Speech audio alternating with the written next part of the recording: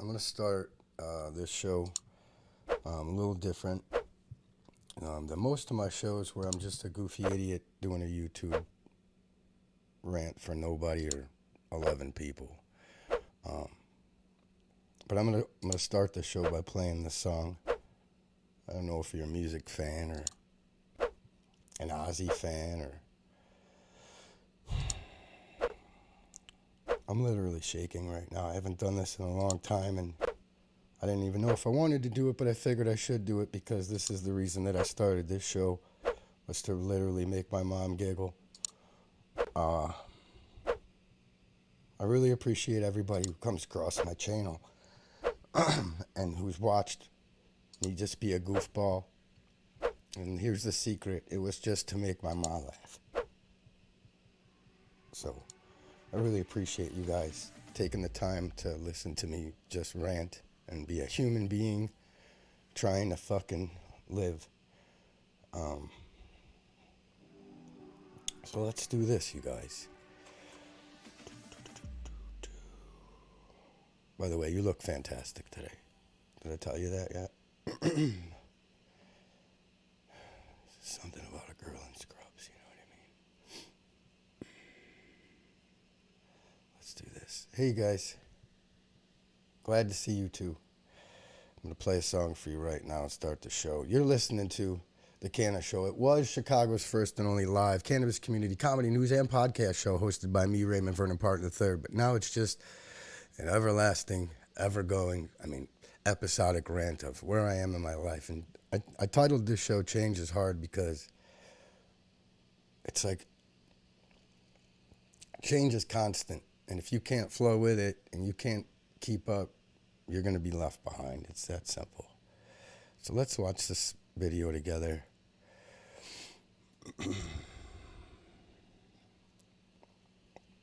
Good morning. Happy Thursday. I hope you guys are having a great day at work. I'm working right now. This is a dope-ass song. I suggest you guys go look it up on YouTube. I'm just going to kind of watch this video with you guys.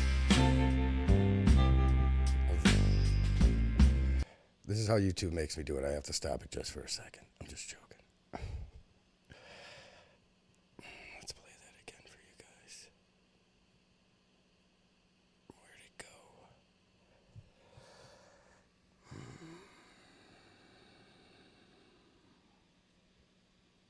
I'll get it together, you guys. I told you I didn't want to do this today.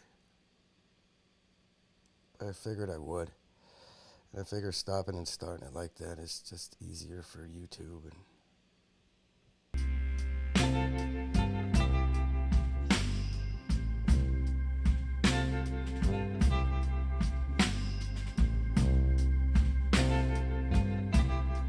I feel unhappy.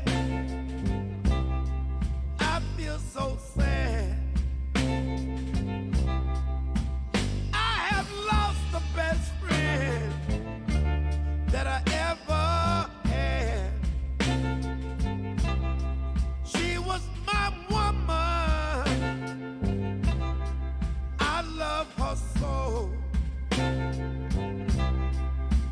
But it's too late now. I let her go.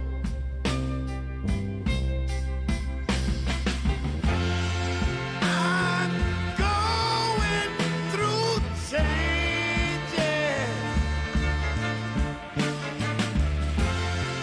I'm going through changes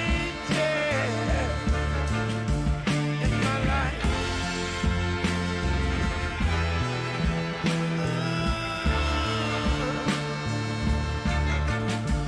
Oh, baby. how good is this? How fucking good is this song? Oh, nah,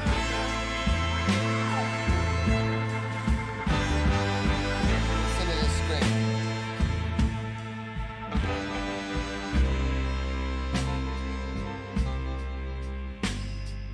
How good is this, you guys? You can slow dance. I'm not going to be mad. Slow dance.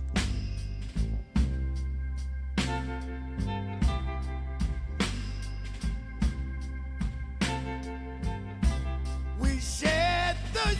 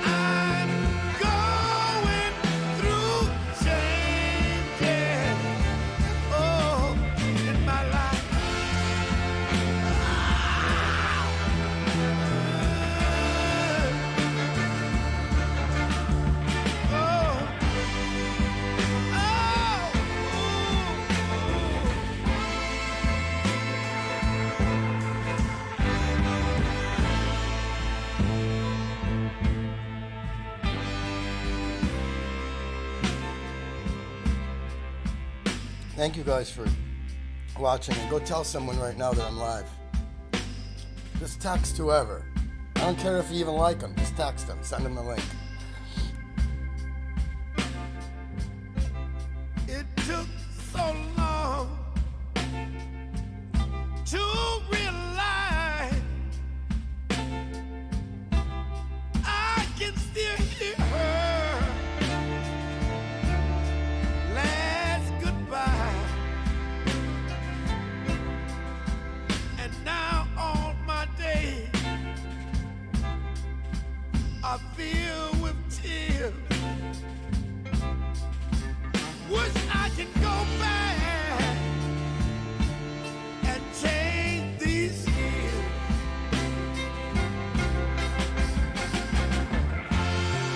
I'm going through changes.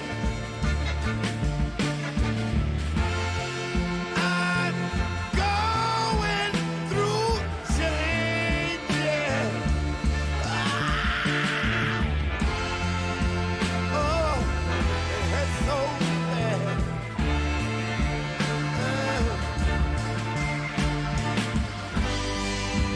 In my life, it's gotta be a change. In my life, oh, these little changes in my life,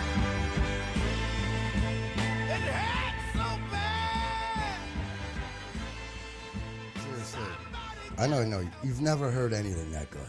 I know, me either, and it really hits me right now. I didn't want to do a podcast today.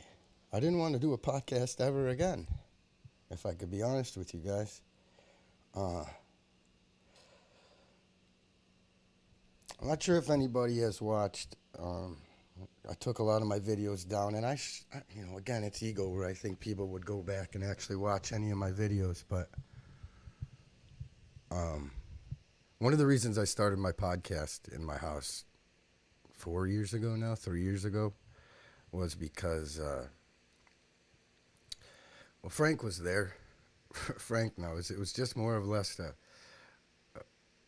hobby. I wasn't even going live in the beginning. I was just kind of practicing and figure out what I was going to do. And listen, I know I got the it factor. I can get on here and make you giggle. But I didn't know if I was going to look like a boob or just like a crazy man ranting. Because at that time I was going through divorce, and I just got out of... I was basically doing speech therapy by myself in my house because I got diagnosed with cancer.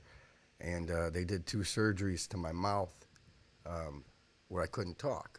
So I decided to set up a podcast and read magazines and literally just go song by song by song and practice enunciating each word correctly. And then I started podcasting started taking off, and I was like, what if I just did a goofy podcast about my life? Completely egotistical. Like anyone's going to care. But I just wanted to do it, And then I made a video and I sent it to my mom, and my mom laughed her ass off. She was like, you look like a lunatic, but it was really funny. You can't be smoking weed on YouTube, Raymond. You're going to get in trouble. Your job's going to fire you. And I went, I don't care. I don't care. I don't care what anybody thinks because of these videos. If it could just make my mom laugh. And she watched every one of them. I'd send them to her, and she would be like, Raymond, what is wrong with your fucking head, is what she would say to me. And I'd go, she actually asked me where I came up with half of the things that I did on my show. And I said, I think you're the one who locked me in a bedroom for most of my life and grounded me with the radio. So your fault. So since I've been on this podcast, and I'm sure people are like, where are you at, Ray? This is my mom's living room.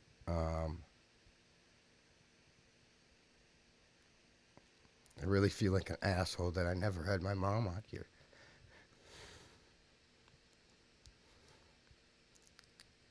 I thought about it like so many times, and I never did it. So last week, my mom passed away. And then a month or two before that, my best friend died. And it's like,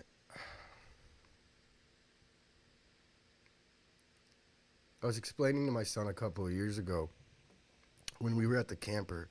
He was little, he was like 8, and he said to me, Dad, it's just weird how, like, every year at the camper, there's different people, or we're missing people. And I said, yeah, Ray, it's kind of how life is, son. The dynamic of your family will change every year, every month, every day. The dynamic of your family changes. Either somebody comes into the family, baby's born, someone gets married, someone gets divorced. You know, sometimes people come in and out of your life, but the dynamic of your family always changes. But the one thing that never changed was my mom never gave up on me. My mom supported every single thing I did and every crazy idea I had, every company idea I had, every investment opportunity that I had. My mom was in my corner.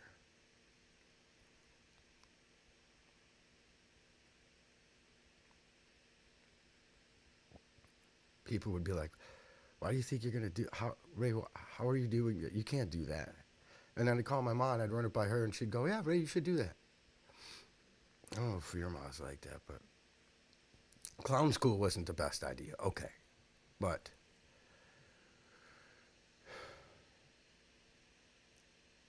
so I lost my mom, and then I lost G. The show that you guys saw before this one, the only other one on my channel, is the one that I did with Gavin, where I really just wanted to talk to him to set up future shows that we were going to do, and he just went on a rant like he does, and he was G, you know. And Gavin was, me and Gavin were a problem to my mother my entire adolescence.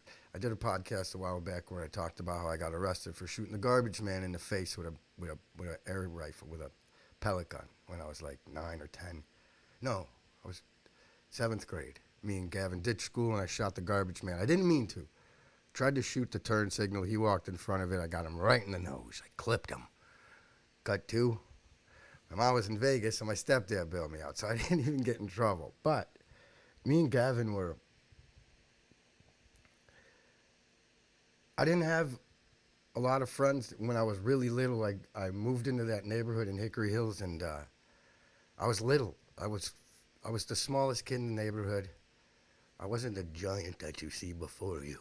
No, but I was the littlest kid in the neighborhood, and I had an older brother, huge dickhead, great big asshole he was. But anyway,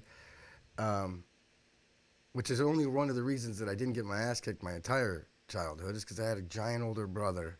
Not that he ever defended me, but people were afraid that he would. And then, you know, I got in like 4th and 5th and 6th grade, and I had friends in elementary school. I did, because we all lived on the same little block. But I never met any different kids, right? I never met anybody else other than the kids that were on my block and my neighbor. And then 7th grade happened, and I started going into the Trace. Started going into Sunset Lake, hanging out with Johnny Hoover and Gavin and Dean and Joey Larson and Matty D and everybody.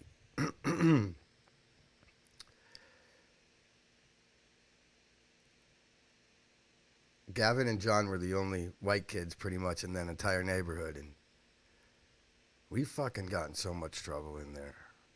There was so much I wanted to talk about on this show with Gavin. Just to kind of give a little validity to the insanity that was my youth. Like, I look at my boy now, and he's like a fucking angel compared to the kids that we were. At least he's doing a good job making me think so. So, but man, I met Gavin in 7th grade, and we hung out like every day. 7th grade, 8th grade, freshman year. Freshman year happened. We all thought we were little gangsters in Chicago, right? We all thought we were gangsters, and we went to Argo and got our asses handed to us by real gangsters. We were just white kids with starter jackets.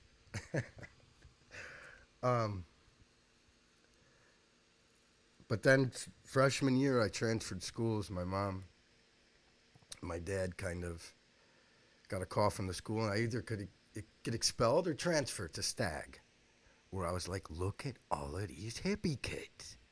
Holy shit, they all got weed in their car. Well, they're driving Volvos and Mercedes and Saabs. Not us. We had one cool Cutlass between the 8 of us. I had an 83 Camaro with a 4-cylinder engine in it. But I transferred schools, and then I lost contact with Gavin. I mean, I tried to stay in touch with them when I moved, but my dad, being the dad that he was, sat me down that summer. I watched the original Scared Straight video on a VHS tape. My dad sat there behind me, giggling, laughing. My dad would do this. You'd be all their girlfriends. Ray, you'd be everyone's girlfriend. Look how little you are. See how he's making him hold his pocket? You're going to do that. You keep hanging around with those fucking kids. And I was like, all right, I gotcha.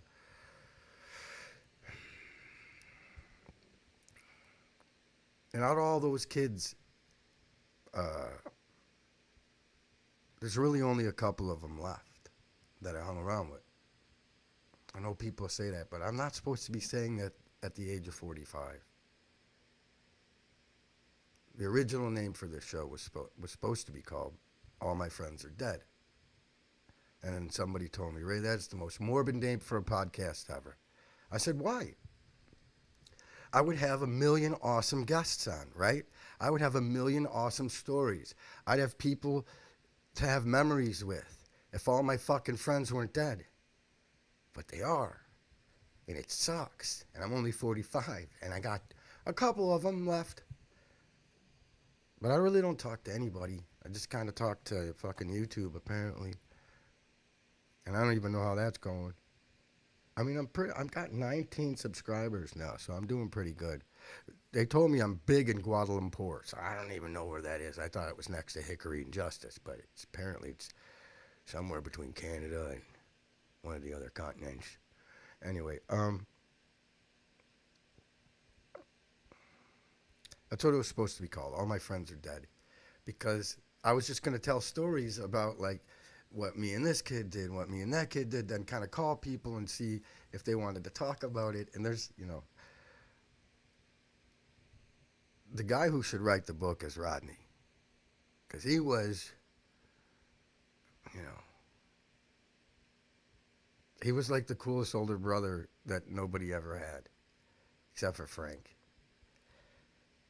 He'd let you get right just in enough trouble where you'd be like, all right, now go home. Your mom's going to be waiting for you. I'm like, I can't go home. I ate 3 Budweisers in a Newport. I can't go home. And he'd be like, you better get in there. Your mom wants to know if you did your homework. My mom made up a word in high school, and it was just called, did you do your homework? She'd come home after a couple of pops. This is Mountain Dew. And she'd go, did you do your homework? And I'd go, yeah. And she'd go, did you do it? Yeah. Did you do your homework? Yeah, I did it. So Rod would just kind of send us home, but he's the dude who should write the book. But like I said, so then I lost contact with everybody, and I went to Stag, and it was awesome, and I would not have made it through that entire change without my mom being fucking on my back. Because living where we lived and seeing what we saw and knowing who my friends were, I don't care if my mom stayed out until 9 o'clock at night. She knew where I was at all times and what I was doing and or not doing. I don't know how the fuck she did that, but she did it. And not just with me, with my sisters too. So those were two awesome people in my life. Gavin would call me when I was down here, and I moved down here to be by my mom because she was sick, and I knew she wasn't doing good. And I didn't want to leave my son. But when I would sit there and think about my mom all the way down here, I had to leave. I'm a fucking Italian mama's boy. Who's going to do my laundry for real, you guys?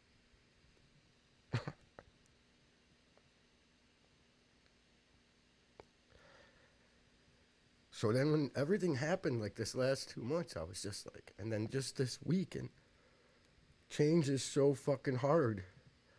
But here's the thing. I've been overcoming every fucking thing that's been put in front of me. Divorce, cancer, all that bullshit. I've been winning at every fucking test that's been put in front of me. And the only way that I was able to do that before was by calling my mom to make sure that I'm doing it right. I'm not going to cry on the show. I had to stand up and do the eulogy at my mom's funeral, and I don't even know what I said. All I wanted to say is what everybody in that room told me about my mom. And it just solidified everything that everyone knew about her. Everybody was her favorite person, and she'd help anybody out. Hang on 1 second, you guys.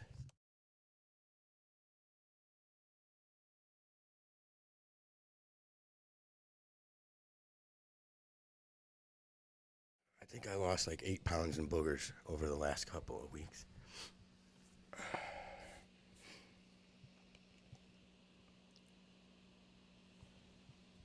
But doing that eulogy was hard, and I gotta say, my nephew did an awesome job.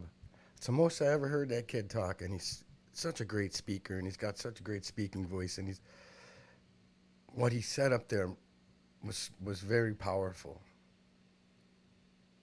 and very insightful for a kid his age.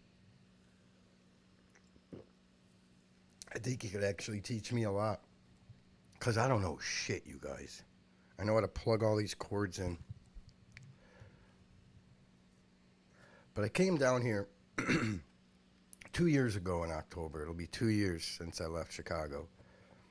And believe me, I'm aware that I look like every meme of a guy who moved to Florida. I'm aware of it. I got the palm tree tattoo. I got my hat turned around backwards. I got my glass. I'm aware of it. I actually dressed like this before I moved here. But I do wear flip-flops and have flip-flop tans on my feet. But I got rid of the convertible. I'm down here now. I was working for Harley Davidson. I had a great time doing that. I did become the #1 salesman there within 3 months, for the 3 months that I was there, and then I skedaddled. And now I have the coolest, most fun job that I would daydream about. And again, because I'm not because of my mom, because I came here, and the universe puts you where you need to be. The universe puts you. I know that's some weird hokey shit, but I've been saying it. It's just true.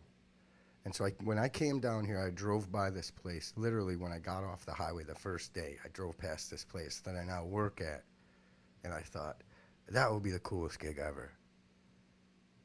I would daydream standing at my bench in Chicago, working for 8 hours a day in that shop at Chaff Equipment every day, like Groundhog's Day, and I would stand at that bench and I would just daydream, like, if I went to Florida, what could I do? Well, I could open a male strip club called Dad Bods and be the main dancer. I could work on boats, pumps. What's down in Florida? And then I came down here and I went, holy fuck, it's all motorcycles and golf carts. That's all it is. That's what Florida is. Motorcycles, golf carts, and pain clinics. Oh yeah, and a bunch of KFC Taco Bells. They're fucking ever. I think that's the only thing people eat out here.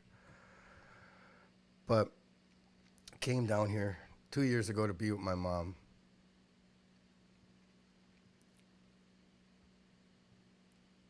Because COVID was a motherfucker for me. Busted my back in a car accident. Couldn't get surgery because there was too many people in the hospitals. So as soon as I finished physical therapy, I came out here, got a job, rented a house on the water, and, I thought I was just coming out here to have a fresh start, right? Not do too much partying, And then I found out that these people who are retired down here in Florida live and act like fucking college freshmen. They do. It's 2 o'clock. How you drunk inside the fucking Taco Bell? You're 72. They got a fucking luau shirt on, flip-flops, khaki shorts. They are all leathery brown, just getting shit-faced. So my point is, I came down here, and like the first couple of weeks, I know I'm ranting, but that's kind of what I'm going to do today. First couple of weeks, I was just like, all right, I'm gonna fucking get my bearings about me, figure out where I'm at, go do some like touristy shit, drive around, find a beach, stay there for a few weeks. Nope. My mom was like, all right, 2:30, we're going to the bar. You coming with me? I was like, at 2:30? Really? We're gonna go now? And then, so then we turned it into senior Sundays. That's how I just hang out with the rents on Sunday because I couldn't have a hangover all week and try to find a job and go fishing. That's what I did for like 8 months. Just fished every day.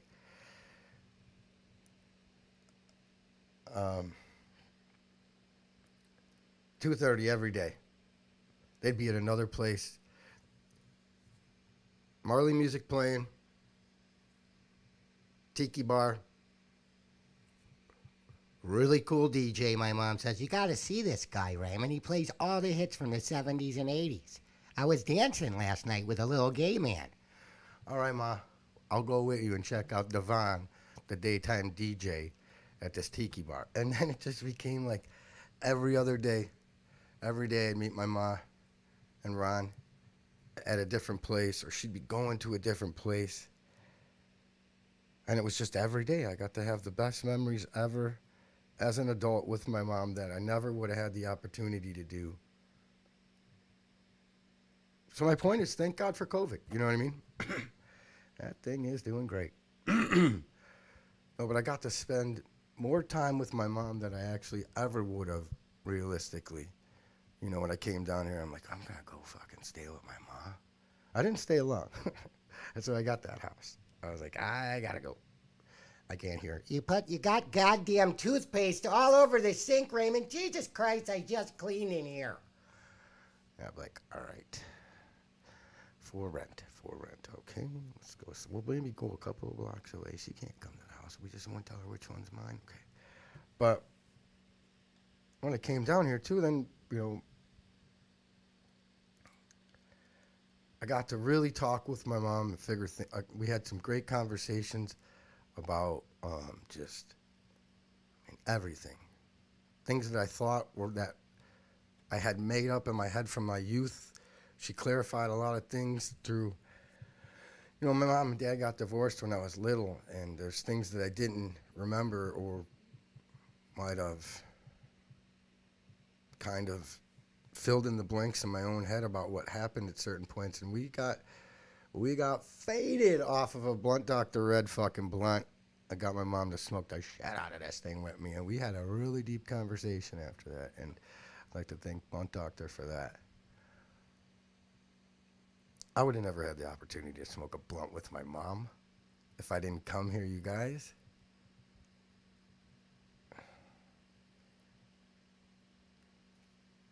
My mom would talk about Ray Ray to everybody down here. And then everywhere I went, people would go, "Are you Michelle's kid?" And I go, "Yeah." They're like, "We fucking love your mom. Dude, your mom's the fucking shit. We don't know about you, but we love your mom." And I'm like, thank you. But I got to do a lot with my mom. She just got her own fishing gear. So we've been doing a little fishing together. We had fun. Every weekend we were doing something, and I'm just sorry to my son and everyone in my family for leaving them. But it was definitely worth it.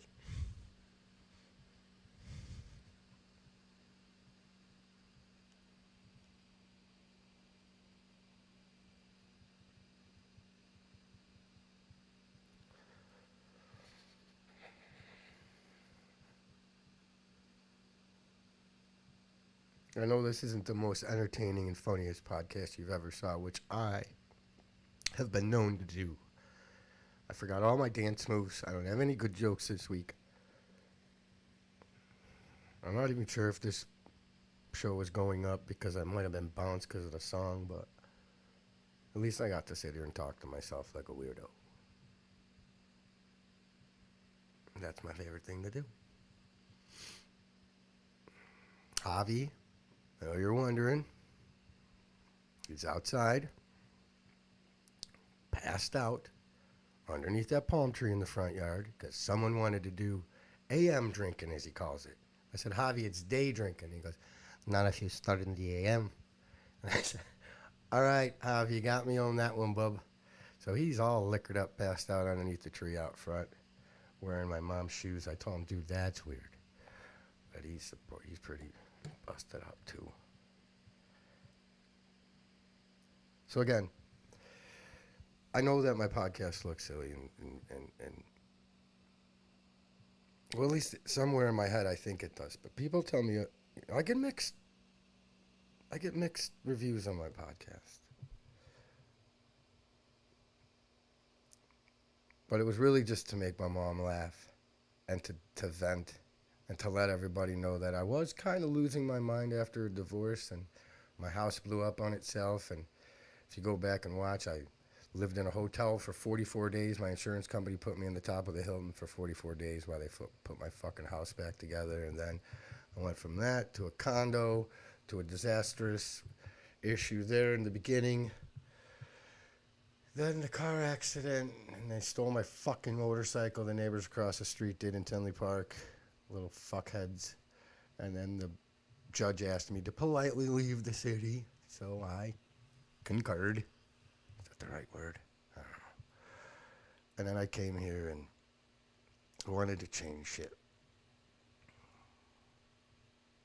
I wanted to live with my feet in the sand and my head in the clouds. No, I just wanted to live like with a hammock in the back of my car, with a fishing pole in my car, a cooler, and a head full of bad ideas. And guess what? I got a cooler in my car, a fishing pole, the other thing, and I still got a head full of bad ideas.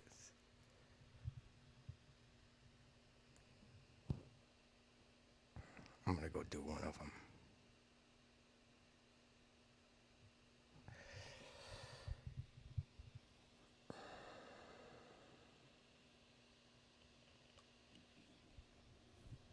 So I just want to say to all my friends and to everybody who watches this podcast, just love your family.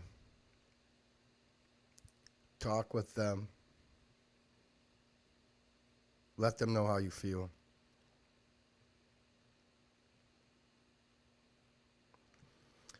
And I'm really sorry for being a goofball. I'll try to do some more serious podcasting about something soon here. I'm actually podcasting live from Florida CannaFest, November 5th and 6th, here in Mount Dora, here in Florida, the CannaShow, live, smoking, hanging out with people, and doing what I do. I'm also going to bring my hippie golf cart that we just got done. Built this awesome hippie golf cart. If you guys go on my Facebook, it's on there. And I built a lowrider as well. The lowrider is almost done. And I'm going to bring those there and just have fun. But I will get back to doing podcasts. I haven't felt like it in the longest time.